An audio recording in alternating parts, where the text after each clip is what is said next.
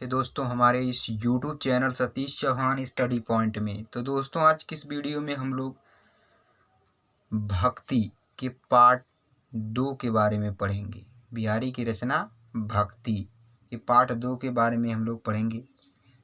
इसके पहले वीडियो में हमने पार्ट 1 के बारे में बताया था। जिन लोगों ने इस वीडियो को नहीं देखा है तो वे लोग हमारे channel Satish Chauhan study point पे जाकर उस वीडियो को देख सकते हैं। चलिए आगे बढ़ते हैं।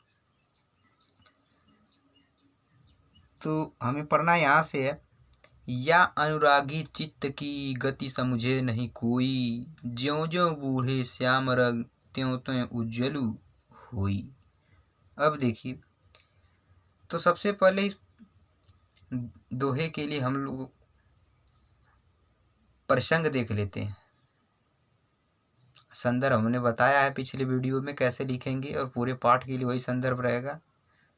तो इसमें भी बता दे रहे हैं कि प्रस्तुत पद्यांश हमारी पाठ्य पुस्तक हिंदी की भक्ति नामक पाठ से ली गई है, जिसके कवि बिहारी लाल जी हैं। तो ये हो जाएगा संदर्भ प्रसंग। इस पद्यांश में कवि ने बताया है कि श्री कृष्ण के प्रेम से मन की मलानता एवं कलुषता दूर हो जाती है। तो ये हो गया प्रसंग। चलिए व्याख्या देखते हैं। या अनुरागी चित्त की गति समझे नहीं कोई, ज्यों ज्यों बूढ़े श्याम रंग त्यों त्यों उज्ज्वल हुई। अब कविवर बिहारी जी करें या अनुरागी चित्त की अनुरागी माने प्रेम, चित्त माने हृदय, गति माने दशा, कि मेरा जो ईश्वर के प्रति प्रेम है, या अनुरागी चित्त की कि मेरा जो ईश्वर के प्रति प्रेम है, चित्त की गति और उस प्रेम रूपी हृदय की दशा को समझे नहीं कोई भी नहीं समझ सकता। अर्थात मेरा जो ईश्वर के प्रति मन रूपी प्रेम है, प्रेम रूपी हृदय है, वो बहुत ही विचित्र है और उसकी दशा के बारे में कोई नहीं समझ सकता है। कैसे? जैसे ज्यों ज्यों बूढ़े श्याम रंग, कि ज्यों ज्यों माने जब जब, बूढ़े मिस डूबता है श्याम रंग मिस काले रंग में। क्योंकि जब कोई भी रंग, चाहे कोई भी वस्तु काले में जितना डुबाई जाती है, काले रंग में जितनी डुबोई जाती है वह काली हो जाती है, लेकिन मेरा जो मन है वह इसके विपरीत है। कह रहे हैं कभी कि ज्यों ज्यों बूढ़े श्याम रंग त्यों त्यों उज्ज्वल होई, कि जो मेरा मन रूपी प्रेम रूपी हृदय हो वो भगवान के प्रति जितना अधिक समर्पित होता है, ज्यों ज्यों बूढ़े श्याम रंग यानी भगवान की भक्ति में जितना लीन होता है, उतना ही त्यों त्यों तब तब उज्ज्वल उतना ही प्रकाशवान होता है, उतना ही ज्ञान की प्राप्ति होती है, उतना ही सफ़ेद दिखाई देता है, उतना ही चमकदार प्रतीत होता है। कह रहे हैं कि इस प्रेम रूपी, यह कभी कह रहे हैं कि मेरे इस प्रेम रूपी हृदय की दशा को कोई नहीं समझ सकता, क्योंकि यह इसका मन, मेरा जो मन है बहुत ही विचित्र है। कैसे? कि यदि कोई वस्तु काले रंग में जब जितनी बार डुबोई जाती है वह काली हो जाती है, लेकिन मेरा मन इसके विचित्र है, इसके विपरीत है। मेरा प्रेम रूपी हृदय ईश्वर की भक्ति में जितना ज़्यादा लीन होता है, त्यों त्यों तब तब वह उतना ही उज्जवल होता जाता है। तो ये रहा पार्ट 1 पद्यांश नंबर 1 का। अब सब इसके लिए काव्यगत सौंदर्य देख लेते हैं। इसमें भाषा ब्रज है, शैली मुक्तक है, रस शांत है, छंद दोहा है, अलंकार श्रेष्ठ तथा विरोधाभास अलंकार का प्रयोग किया गया है, गुण माधुर्य है। तो अब एक एक पद्यांश में काव्यगत सौंदर्य में आपको जो भाषा यही रहेगी, शैली रस जो परिवर्तन होगा काव्यगत सौंदर्य में, जैसे छंद हो गया, अलंकार हो गया, तो उसको आप बताते चलेंगे और सब वही रहेगा काव्यगत सौंदर्य में। चलिए अगला देखते हैं। कह रहा है कि तौ लगू या मन सदन में हरि आवें की बाट, बिकट जटे जो जौ लगू निपट खूटे न कपट कपाट।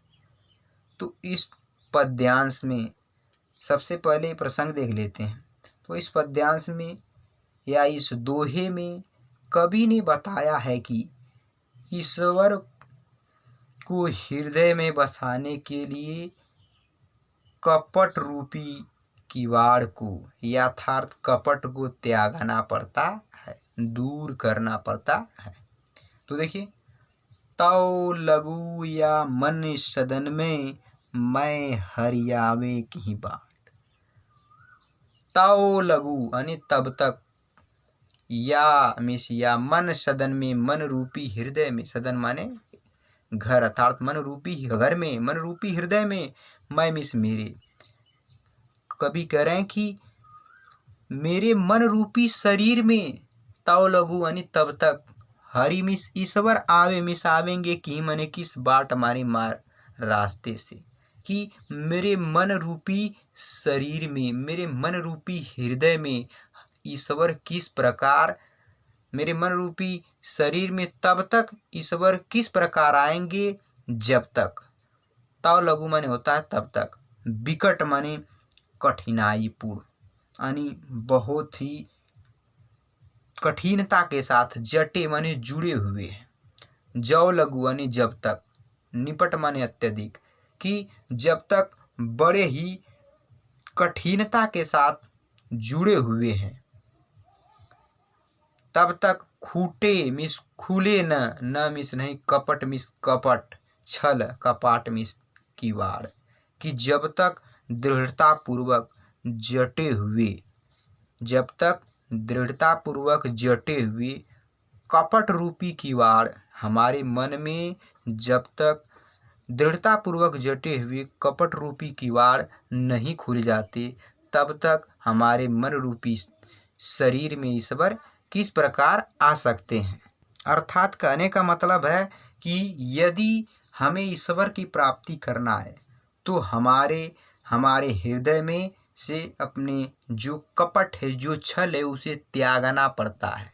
यदि आप छल और कपट को त्याग देंगे तभी आपके शरीर में, आपके मन रूपी हृदय में ईश्वर प्रवेश कर सकते हैं, उनका निवास हो सकता है।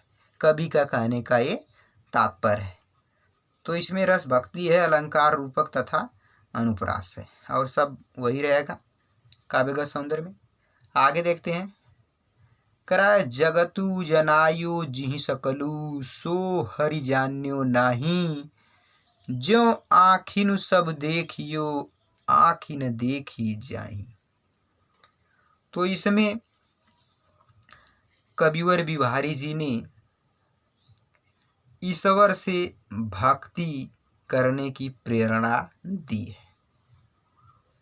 तो देखिए, कवि कह रहे हैं कि जगतु जनायो जिहि सकलु, कि जगतु में संसार को जनायो मिस ज्ञान दिया, जिहि मिस जिसने सकलु माने संपूर्ण, कि कवि कह रहे हैं कि जिस ईश्वर ने संपूर्ण संसार के ज्ञान को दिया, कि जिस ईश्वर ने संपूर्ण संसार के ज्ञान को दिया, सो मिस उस हरि माने ईश्वर को, जान्यो मिस नहीं, जान्यो मिस जान, नाही मिस नहीं, अर्थात उस ईश्वर को तुम नहीं जान पाए।